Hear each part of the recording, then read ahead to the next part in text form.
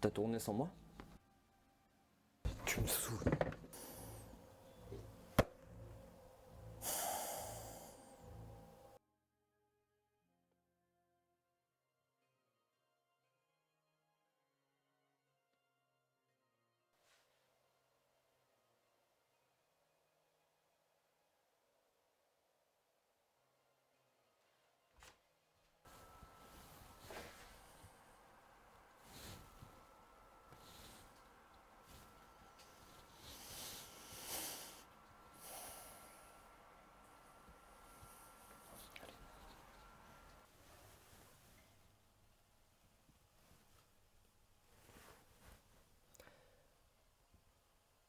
J'ai été con.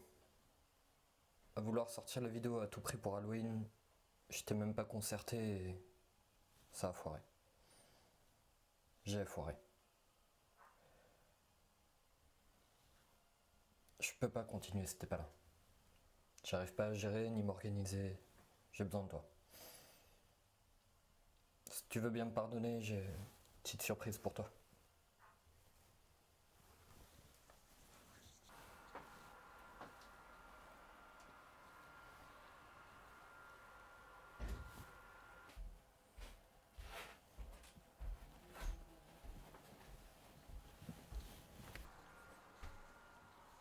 Alors?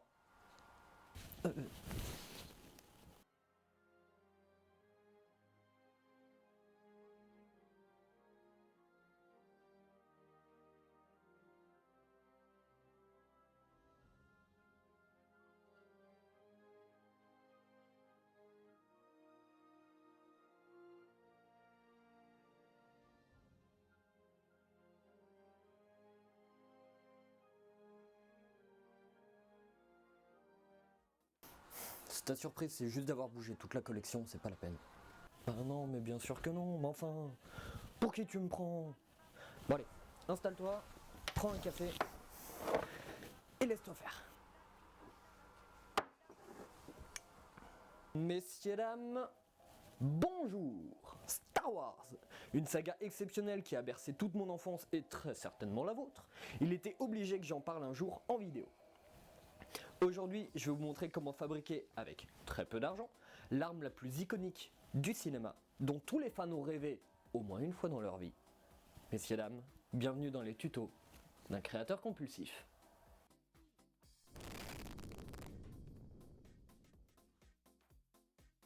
On va d'abord commencer par faire une liste de tout ce dont on a besoin, en commençant par les matériaux. Alors, pour ce projet, il faut un tube en acier de 25 mm, un tube de 30, des lamelles en acier de 1 cm de large, des vis. Et pour les outils, on part pour du lourd avec une meuleuse, une Dremel, une perceuse avec ses forêts, un fer à souder et du papier à poncer. Et comme on tient à rester en un seul morceau, on prend évidemment un casque, un masque, des lunettes, des gants et un adulte responsable. Pour les parties essentielles du sabre, on en reparlera à la fin. Donc la lame, le processeur, tout ça, je vous garde la surprise. Aujourd'hui, on part pour fabriquer ce sabre. Tu l'as reconnu, hein? Allez, on commence par la déco, le grip. On commence par couper 6 lamelles de 7,4 cm que l'on va poncer. Et tailler en triangle des deux côtés. On peut ensuite les replier dans la longueur à grands coups de marteau dans la gueule. Une fois fait, on replie les pointes vers l'intérieur pour fermer les extrémités.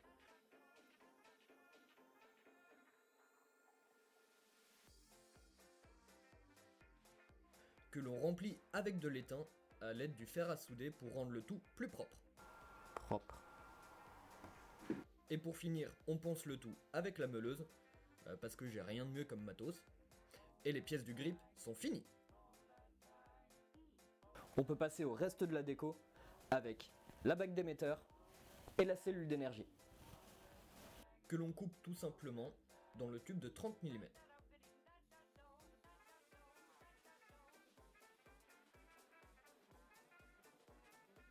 On lime les bords pour virer la bavure et remettre un petit peu tout à niveau.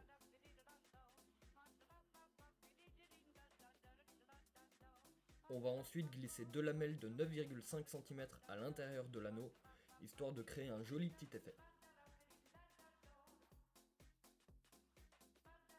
avec une autre lamelle de 10 cm, on va tout simplement la replier en rectangle pour créer le reste de la cellule.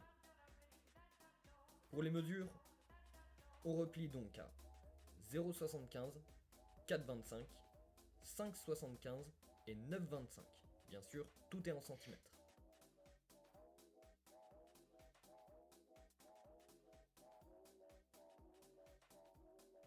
Et voilà, il ne reste plus qu'à le fixer sur la bague, bien sûr en cachant les jointures.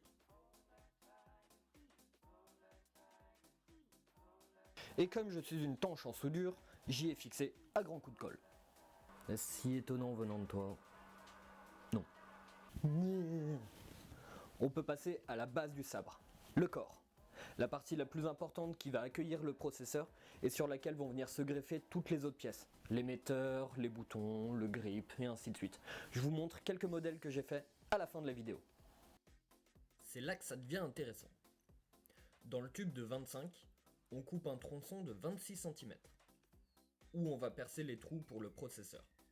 Avec le premier trou à 8,5 cm, avec un foret de 4.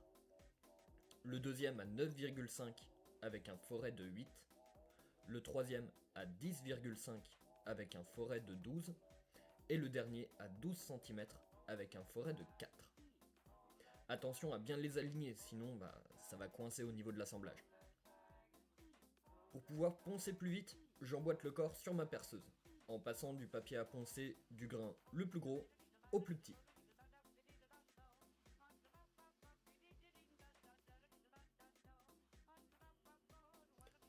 Un peu de détail, ça fait toujours plaisir. Et voilà, on se retrouve avec le corps, les bagues,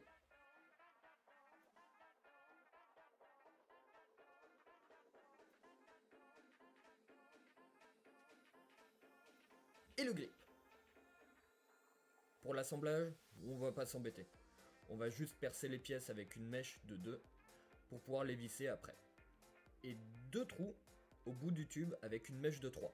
Ça servira à tenir la lame un peu plus tard. On taraude le tout, on visse, on ajoute la déco,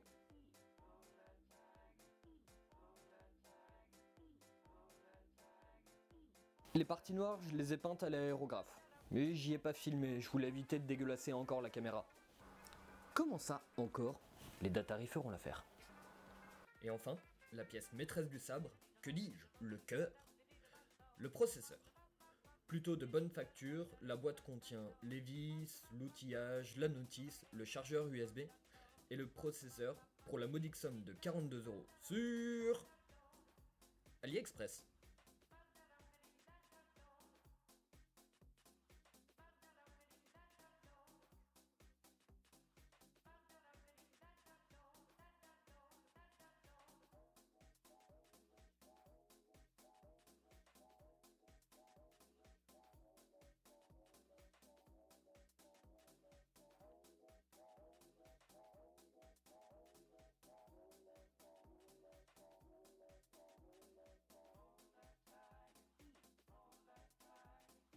Bien sûr, je vous mets le lien en description.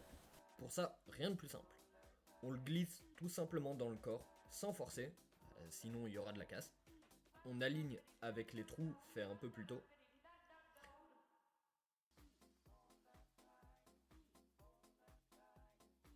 La grande vis sans tête va aller derrière pour pouvoir pousser les boutons contre les trous.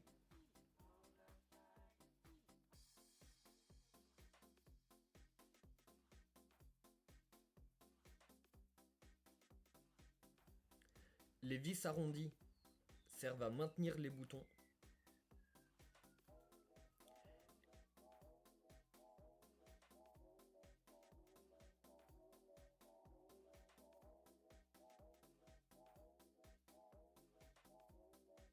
Et les deux dernières vont en haut du sabre pour pouvoir maintenir la lame.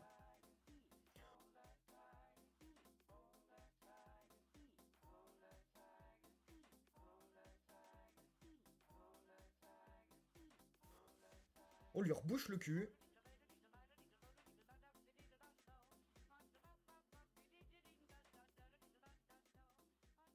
et sbim.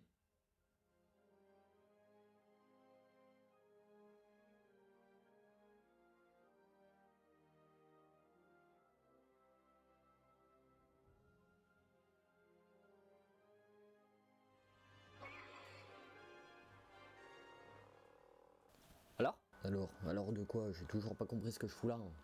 Bah, c'est ça la surprise. Tu m'avais dit que t'avais brisé ton sabre à QC. Alors, surprise. Oh, bah, merci. Mais, waouh.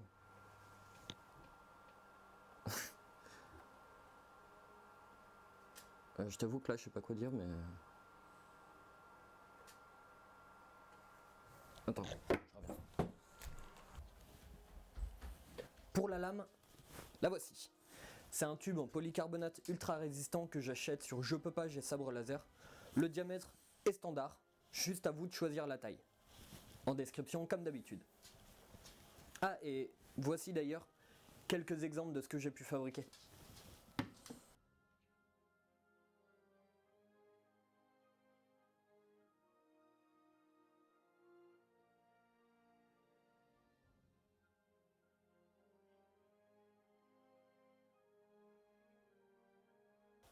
Alors, comment tu les trouves? Tu retrouveras aussi en description un lien vers une vidéo qui te montre comment régler le sabre. Tous les menus, les changements de couleur, tout ça, tout ça. Et aussi ça fonctionne pour les sabres galactiques, ou les sabres entre 150 et 200 euros. Le processeur est quasiment le même.